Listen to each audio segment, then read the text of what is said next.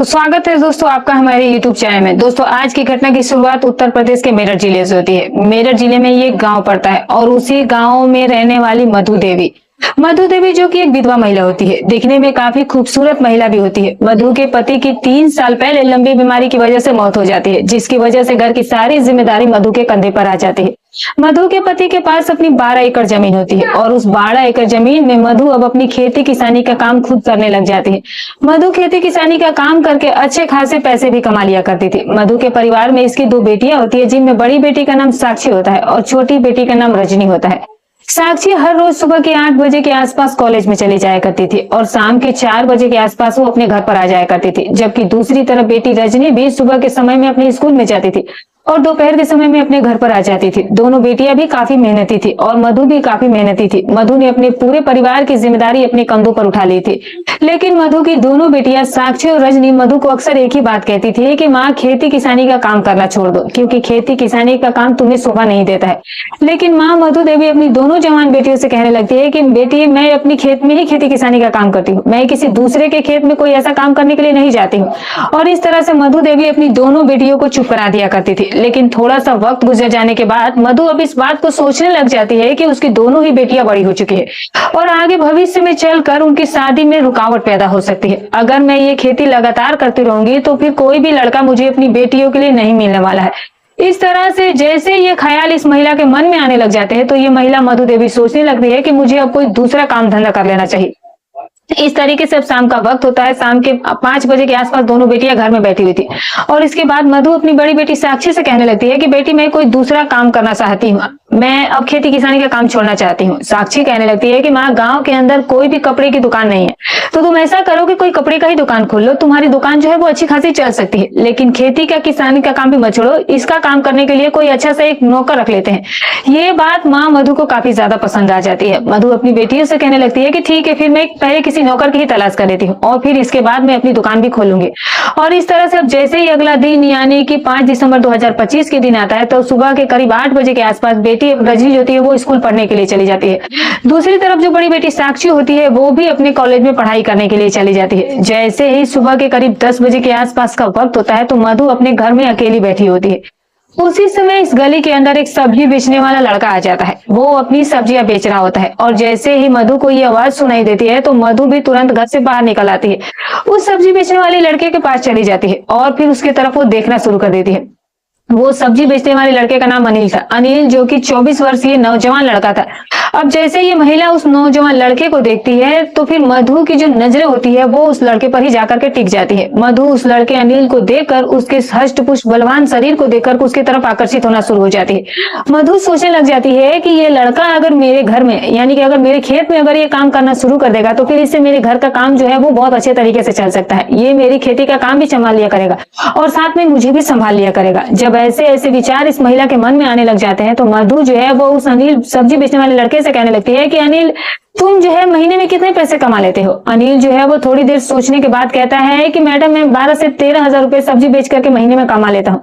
इसके बाद ये मधु जो होती है वो इस अनिल नाम के लड़के से कहती है कि अगर तुम मेरे खेतों में काम काज कर करो तो मैं तुम्हें महीने में 18 हजार रुपए दिया करूंगी। अब जैसे ही अनिल 18 हजार रुपए की बात सुनता है तो वो बहुत हैरान रह जाता है। अनिल जो था वो थोड़ा लालची किस्म का लड़का था। वो सोचने लगता है कि शायद मुझे इसके खेतों में ही काम कर लेना चाहिए और वैसे भी अनिल जो था वो अपने इस काम से काफी परेशान रहता था। अनिल अब इस महिला से कहने लगता है कि मैं कल से ही आपके खेत में काम करना शुरू कर दूंगा और इस तरह से ये महिला मधु बेहद इस बात को लेकर के खुश हो गई थी। मधु इससे अपना भी काम निकलवाना चाहती थी और दूसरी तरफ वो खेत का भी कामकाज करवाना चाहती थी। और अनिल जो था वो एक सीधा साधा लड़का था।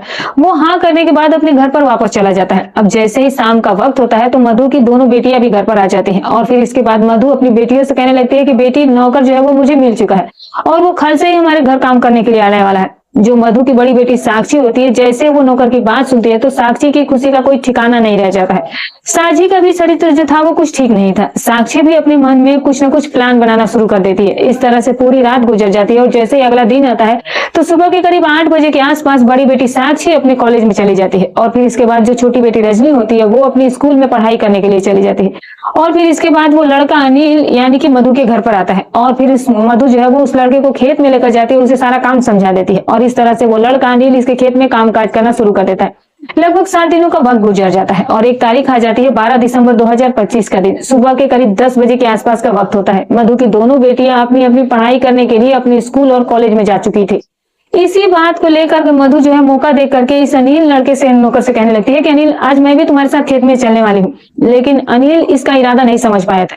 इसके बाद थोड़ी देर का वक्त गुजरने के बाद अनिल जो है वो खेतों में काम करने के लिए चले जाता है। लेकिन आधा घंटा का वक्त गुजरने के बाद मधु भी अब सीधे खेत में पहुंच जाती है। मधु जैसे ही खेत में पहुंचती है तो देखती है कि अनिल जो होता है वो खेत में काम काज कर रहा था। अब ये महिला इधर उधर देखना शुरू कर देती है। खेत में दूर दूर तक अनिल और इस महिला मधु के अलावा और कोई भी नहीं नजर आ रहा था। मधु इसी बात का फायदा उठाना चाहती थी और अब थक हार कर अब ये मधु इस लड़के अनिल के पास चली जाती है और अनिल से ये कहने लगती है कि अनिल, खेत में दूर दूर तक कोई भी नजर नहीं आ रहा है और आज तुम्हें मेरे साथ भी वक्त गुजारना होगा। लेकिन अनिल कहने लगता है कि मालकिन, मैं अपनी पत्नी को धोखा नहीं दे सकता हूँ। इसके बाद ये मालकिन इस अनिल से कहने लगती है कि अगर मैं यहीं पर अपने कपड़े फाड़ना शुरू कर दूंगी और लोगों को चिल्ला चिल्ला कर यहाँ कर इकट्ठा कर लूंगी तो फिर सोचो कि तुम्हें क्या क्या होगा और तुम्हें जेल भी जाना पड़ सकता है और तुम्हारे साथ कुछ भी हो सकता है। जैसे ये धमकी दी जाती है तो लड़का अनिल काफी डर जाता है। लड़का जो है वो सोच में पड़ जाता है। लेकिन ये महिला अब ये समझ चुकी थी कि अनिल जो है वो इस काम करने के लिए मजबूर हो चुका था और इस तरह से ये महिला मधु अब इस नौकर अनिल का हाथ पकड़कर इसके खींच कर इसे खेत के अंदर ले जाती है। ईद के खेत के अंदर ले जाने के बाद ये महिला इस लड़के के साथ बिना इसकी रजामंदी के वो इसके साथ गलत रिश्ते कायम करना लग जाती है और मधु देवी इस लड़के के साथ तब तक इस गलत काम को करती है जब तक कि उसका मन इस चीज से भर नहीं जाता है। मधु जो है वो इस गलत काम को लगातार ही अंजाम दिए जा रही थी और जैसे इसका ये काम खत्म होता है तो फिर ये महिला जो होती है वो अपने पास कुछ पैसे भी रखे होते हैं तो थोड़े पैसे उसे दे देती है और कहती है कि अब जब भी मेरा मन करेगा मैं खेत में आ जाया करूंगी और तुम्हें अपना वक्त है वो मेरे साथ गुजारना ही होगा। अनिल जो होता है वो डर जाता है, घबरा जाता है। वो इसके सामने चू तक नहीं कर पाया था, वो कुछ बोल ही नहीं पाया और फिर इसके बाद ये महिला अपने इस काम को अंजाम देने के बाद अपने घर पर आ जाती है। दूसरी तरफ नौकर अनिल भी अपने कामकाज में व्यस्त हो जाता है। पूरा दिन कामकाज किया जाता है और शाम के 6 बजे के आसपास थक हार कर अनिल जो है वो मधु के घर पर आ जाता है। मधु के घर का दरवाजा खटखटाया जाता है लेकिन आज घर में मधु नहीं होती है। मधु जो थी वो पड़ोस की घर पे गई हुई थी, जबकि मधु की छोटी बेटी रजनी भी अपनी सहेली के घर पर गई हुई थी। लेकिन घर के अंदर साक्षी अभी बिल्कुल अकेली थी। जैसे ही घर के दरवाजे पर दस्तक की आवाज को साक्षी सुनती है तो साक्षी घर का दरवाजा खोल देती है। साक्षी देखती है कि घर के सामने उनका नौकर अनिल खड़ा होता है और अनिल को देख करके साक्षी की जो नीयत होती है वो खराब हो जाती है। साक्षी सोचने लग जाती है कि घर के अंदर इतना नौजवान नौकर है तो क्यों ना इस नौकर को किसी न किसी तरीके से हासिल कर लिया जाए। इसके बाद नौकर अनिल जो है वो साक्षी से कहता है कि आज में जो खेत का काम था वो खत्म हो चुका है तो मैं घर जा रहा हूँ। इसके बाद नौकर जो था वो अपने घर की तरफ चला जाता है। लेकिन अब साक्षी सोचने लग जाती है कि कुछ भी करके बस इस नौकर को हासिल करना ही होगा और फिर इस तरह से 7 दिन का वक्त गुजर जाता है।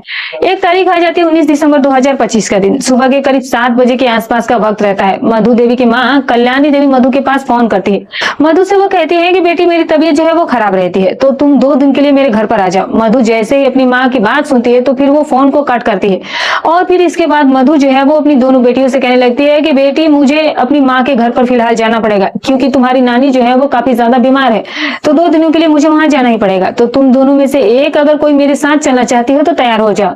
अब रजनी कहने लगती है कि माँ, मैं तुम्हारे साथ चलूंगी और इस तरह से अब रजनी और मधु जो थे वो दोनों ही अपनी नानी के घर पर जो है वो जाने के लिए तैयार थी। लेकिन साक्षी अपने मन में ठान चुकी थी कि आज वो कॉलेज नहीं जाएगी बल्कि वो आज अपने घर में ही किसी को घटना को अंजाम देने वाली थी। और इस तरह से आधे घंटे का वक्त गुजरने के बाद मधु अपनी बेटी रजनी को लेकर के मायके चली जाती है और 1 घंटे का वक्त गुजरने के बाद अब घर के दरवाजे पर दस्तक होती है। साक्षी जैसे ही अपने घर का दरवाजा खोलती है तो देखती है कि नौकर अनिल घर के दरवाजे पर खड़ा होता है। इसके बाद साक्षी अपने इस नौकर को अपने घर के अंदर बुला लेती है और घर का मुख्य दरवाजा भी बंद कर दिया जाता है। साक्षी अपने नौकर अनिल से कहने लगती है कि आज हम दोनों जो है वो शहर में चलने वाले हैं।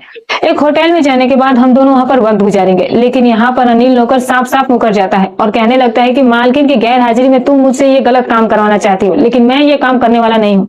लेकिन साक्षी अपनी माँ के ही नक्शे कदम पर चल रही थी। साक्षी भी अपनी माँ की तरह इसे धमकी देती है और कहती है कि इस समय तुम मेरे घर के अंदर खड़े हो, मैं यहाँ पर चिल्ला करके शोर मचाकर कपड़े फाड़ कर पड़ोसियों को इकट्ठा कर लूंगी और फिर इसके बाद तुम्हें जेल के अंदर भी डलवा सकती हूँ। नौकर अनिल जो था वो थर थर कांपने लगता है। वो सोचने लग जाता है कि ये लड़की जो है ये कुछ भी कर सकती है, ये मुझ पर गलत इल्जाम लगाकर मुझे सच में ही जेल में डलवा सकती है। अनिल वहां पर चुपचाप से खड़ा रह जाता है।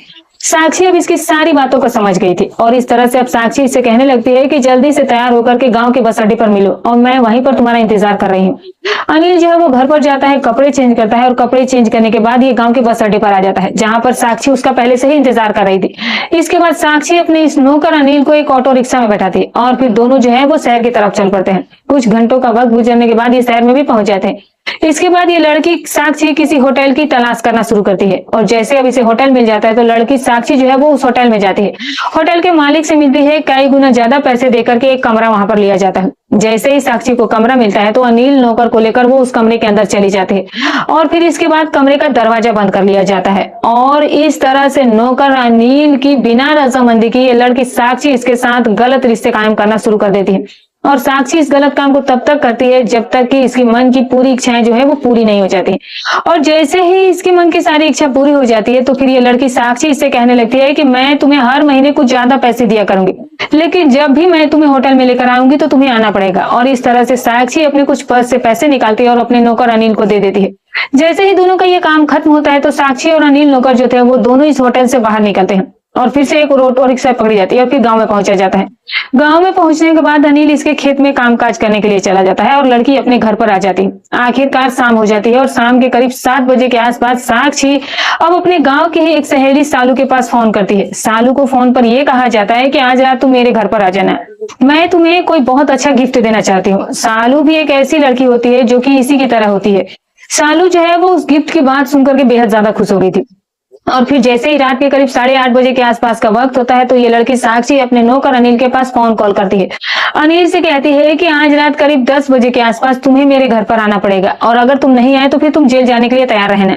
इस तरह से इस अनिल नौकर को ब्लैकमेल कर लिया जाता है। दूसरी तरफ सालू भी घर से तैयार होकर झूठ बोल करके अब इस लड़की साक्षी के घर पर आ जाती है और फिर इसके बाद ये दोनों सहेलियां जो है वो घर के अंदर बैठ करके बातचीत करना शुरू करती हैं। बातचीत करते करते रात के करीब 10 बजे के आसपास का वक्त हो जाता है और 10:30 बजे के आसपास नौकर अनिल जो है वो अपने घर से दबे पांव बाहर निकलता है और फिर साक्षी के घर दरवाजे पर दस्तक देता है, क्योंकि अनिल जानता था कि उसका पूरा परिवार जो है वो आज घर पर नहीं है। और इसके बाद जैसे ही घर के दरवाजे पर दस्तक दी जाती है तो उसके बाद जो वो साक्षी होती है वो घर का मुख्य दरवाजा खोलती है और जैसे ये नौकर अनिल घर के अंदर प्रवेश करता है तो फिर इसकी आंखें फटी की फटी रह जाती है।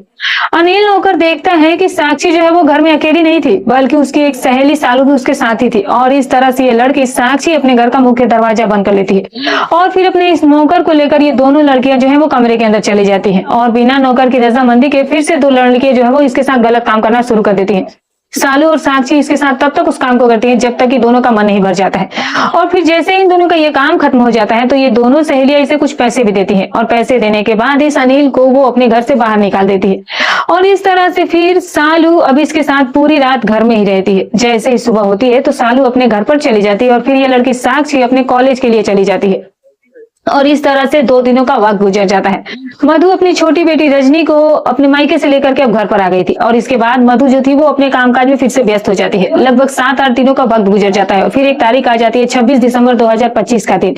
मधु की दोनों बेटियां स्कूल और कॉलेज में पढ़ाई करने के लिए जा चुकी थी। सुबह के करीब 10 बजे के आसपास का वक्त होता है। मधु की एक पड़ोसन सुनंदा देवी इसके पास आती है और फिर इसके बाद ये दोनों ही महिलाएं घर के अंदर बैठ करके बातचीत करना शुरू कर देती है। लेकिन जो ये महिला होती है मधु, ये अपनी सुनंदा पड़ोसन को सारी बातें बताया करती थी क्योंकि मधु के पेट में बात नहीं पचा करती थी। मधु सुनंदा से कहने लगती है कि देखो मेरे घर में एक बहुत ही हैंडसम नौकर है और ये नौकर जो है वो मेरे घर के भी कामकाज करता है, लेकिन जब भी मैं इसे अकेला में बुलाती है तो फिर ये मेरे पास आ जाता है। सुनंदा अब इसकी सारी बातों को समझ गई थी।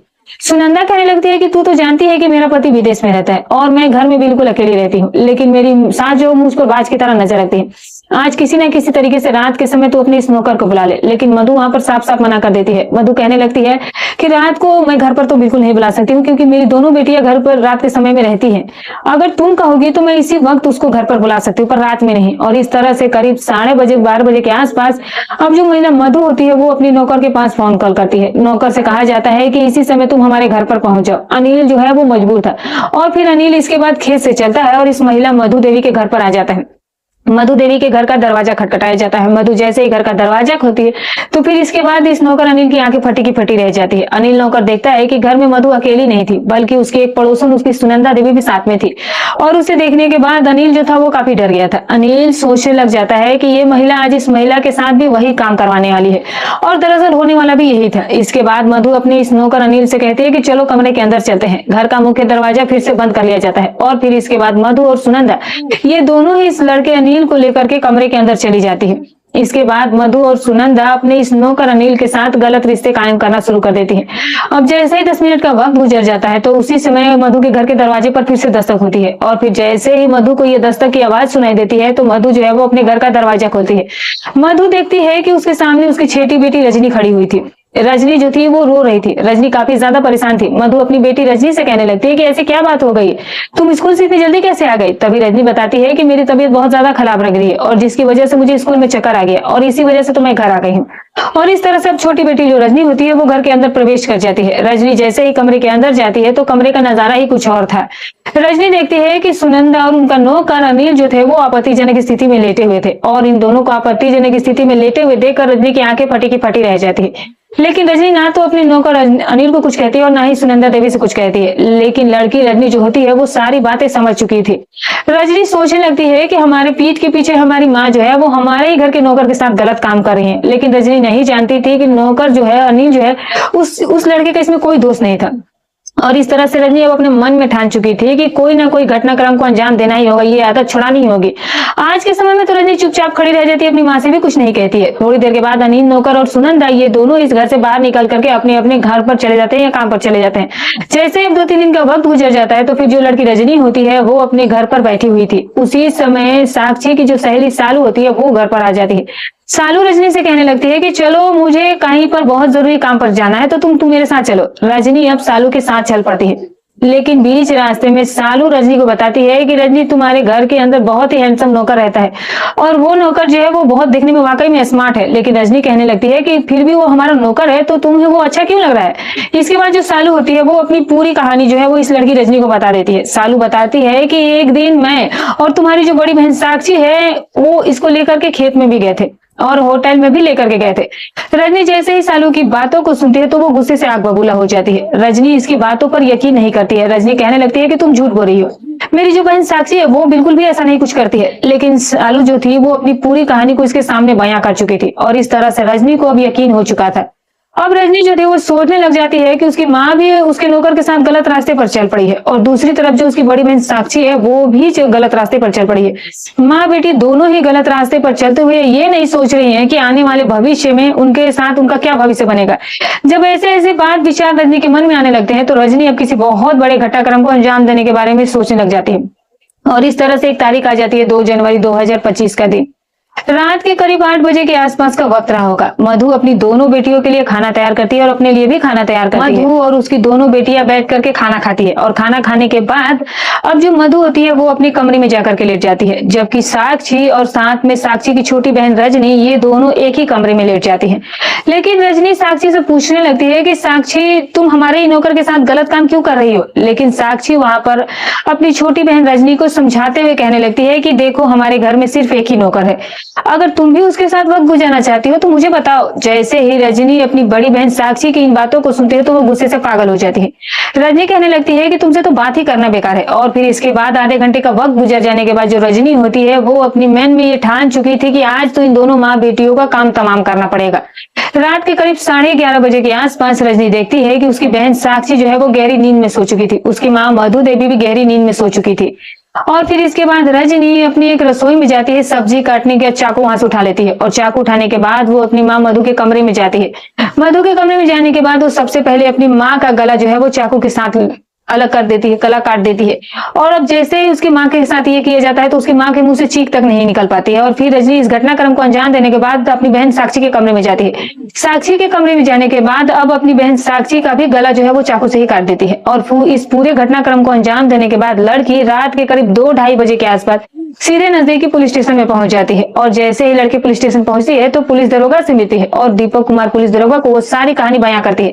तो पुलिस वालों के भी रोंगटे खड़े हो जाते हैं। साथ में लड़की जो थी वो धारदार चाकू भी लेकर गई थी और फिर इसके बाद पुलिस जो है वो इस लड़की रजनी के घर पर आती है और घर पर आने के बाद साक्षी और मधु का इन दोनों का हिस्सा जो है वो अपने कब्जे में लेती है और दोनों को पोस्टमार्टम के लिए भेज दिया जाता है। और फिर इसके बाद जो पुलिस होती है वो रजनी के खिलाफ चार्जशीट दायर कर लेती है। लेकिन ये बात अब भविष्य के घर में छिपी है कि आखिर जज साहब रजनी को क्या सजा सुनाने वाले हैं। लेकिन इस पूरे घटनाक्रम के दौरान रजनी ने अपनी मां मधु देवी और अपनी बड़ी बहन साक्षी के साथ जो किया, क्या वो सही था या गलत था, कमेंट में जरूर बताइएगा। तो दोस्तों फिर मिलूंगी किसी और नई घटनाक्रम के साथ, तब तक अपना और अपने परिवार का ख्याल रखें।